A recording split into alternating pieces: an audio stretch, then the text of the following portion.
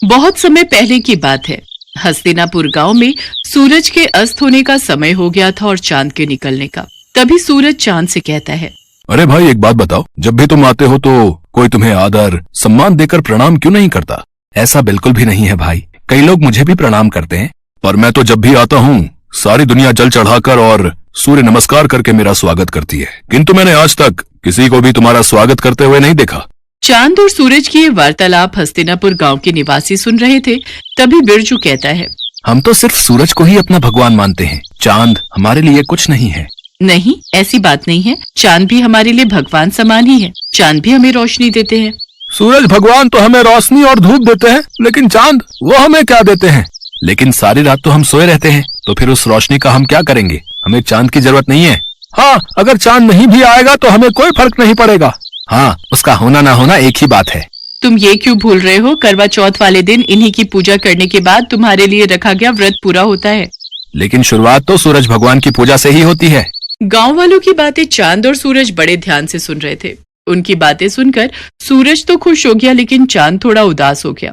फिर सूरज चांद से कहने लगा, देखा, हस्तिनापुर के लोग भी मुझे ही अपना भगवान मानते हैं और उनकी नजर में तुम्हारी कोई अहमियत नहीं है। परंतु मैं भी तो इन्हें रोशनी देता हूँ, और अगर मैं ना रहूं तो मेरे बिना इनकी जिंदगी भी अस्त व्यस्त हो जाएगी। ये तुम्हारी गलतफहमी है। इन लोगों को तुम्हारी बिल्कुल भी जरूरत नहीं है। अगर मेरी जरूरत किसी को भी नहीं है तो ठीक है, आज के बाद मैं आऊंगा ही नहीं। इसके बाद चांद वहां से चला जाता है और उसके जाते ही सारे गांव में अंधेरा छा जाता है। वैसे तो आसमान में कुछ सितारे होते हैं, लेकिन उनकी रोशनी ना के बराबर होती है। लेकिन अंधेरा इतना ज्यादा होता है कि किसी को भी कुछ दिखाई नहीं देता। हस्तिनापुर गांव में बुआई का समय शुरू हो गया था, इसीलिए किसानों को सुबह जल्दी उठकर खेतों में जाना होता है। लेकिन चांद के ना होने से बाहर घनघोर अंधेरा होता है। अरे उमा, जल्दी से उठ जाओ, आज खेत की बुआई करने जाना है। जल्दी से उठ जाओ, वरना देर हो गई तो बाहर धूप बहुत तेज हो जाएगी, फिर खेतों में काम करना मुश्किल हो जाएगा। हाँ, बुआई के लिए तो जाना है, पर अभी बाहर बहुत अंधेरा है। आप भी सो जाओ जी, और मुझे भी सोने दो। मुझे लगता है बाहर सुबह होने वाली है, अब हमें चलना चाहिए। वो तो आप सही कह रहे हो जी, पर बाहर इतना अंधेरा है कि हम जाएंगे कैसे? ठीक है, फिर बाद में ही चलते हैं। इसके बाद दोनों सुबह का इंतजार करने लगे। फिर जब सुबह हुई तो दोनों खेतों के लिए निकल पड़े। लेकिन थोड़ी ही देर में सूरज सर पर आ गया और खेत में काम करना मुश्किल हो गया। बहुत गर्मी हो रही है जी, चलो घर चलते हैं, कल सुबह जल्दी आकर काम कर लेंगे। हाँ, तुम सही कह रही हो, इस भयानक गर्मी में तो हालत खराब हो गई।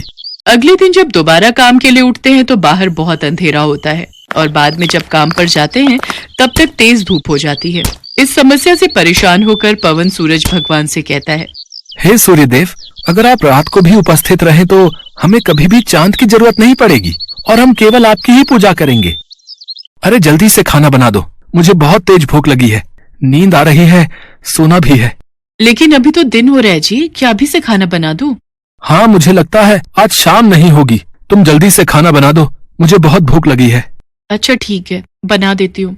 फिर दोनों खाना खा लेते हैं, लेकिन तब भी रात नहीं होती और दोनों सोने के लिए चले जाते हैं। बहुत गर्मी हो रही है, बिल्कुल भी नींद नहीं आ रही। ऐसा करता हूँ, जाकर नहा लेता हूँ। इसके बाद पवन नहाने चला जाता है। नहाने के बाद भी बहुत गर्मी हो रही है। तभी बाहर शोर होता है। पवन और उमा बाहर निकलकर देखते हैं तो बिरजू का बेटा बिट्टू बेहोश पड़ा हुआ था। क्या हो गया मेरे बच्चे? कोई जल्दी से पानी लाओ। फिर उमा जल्दी से पानी लाकर बिट्टू के मुंह पर छिड़काव करती है। कुछ ही देर में बिट्टू होश में आ जाता है। लगता है दिन रात धूप लगने की वजह से ये बेहोश हो गया था। इसके बाद सभी सोने के लिए चले जाते हैं, लेकिन गर्मी की वजह से किसी को भी नींद नहीं आ रही थी। सारी रात लोगों की ऐसे ही कट जाया करती। इतनी गर्मी में तो हम लोग मर ही जाएंगे। काश सूरज ढल जाता तो इतनी गर्मी नहीं होती और हम लोग चैन से सो पाते। चुप रहो तुम, थोड़ी सी गर्मी सहन नहीं कर सकती? ऐसे ही एक हफ्ता बीत जाता है, लेकिन हस्तिनापुर के लोग बिल्कुल भी चैन से नहीं सो पाते और देखते ही देखते कई लोगों की तबीयत बिगड़ने लगती है। ये सब तुम्हारे कारण ही हो रहा है। ना तो तुम चांद का अपमान करते और ना तो वो यहाँ से जाते। इसके बाद पवन बाहर जाकर सूर्यदेव से प्रार्थना करता है, हे सूर्य देवता, अब से आप केवल दिन में ही रहिए, हम आपकी गर्मी सहन नहीं कर पा रहे हैं।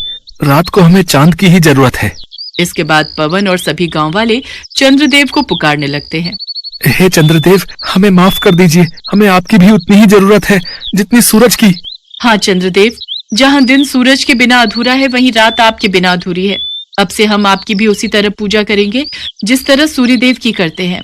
ठीक है, मैं रात में तुम लोगों को रोशनी देने के लिए फिर से उपस्थित रहूंगा। मुझे माफ कर दो मेरे भाई, अब मुझे समझ आ गया है कि जितनी जरूरत इस दुनिया को मेरी है उतनी ही तुम्हारी। सूरज ढल गया और अंधेरा होने लगा। तब चांद ने अपनी रोशनी चारों ओर बिखेर दी। इसके बाद सभी गांव वालों ने सर झुकाकर चांद का स्वागत किया और सभी गांव वाले पूरे 1 हफ्ते बाद चैन की नींद सोए।